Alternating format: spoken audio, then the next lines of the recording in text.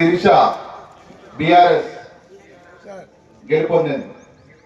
Ward number 20 Gurram Kavya BJP గెలుపొందారు. Ward number 24 Praneetha Mulugu independent గెలుపొందారు. Ward number 2 Polineni Shilpa BRS గెలుపొందారు. Ward number 9 Ponuganti Ramu BRS గెలుపొందారు.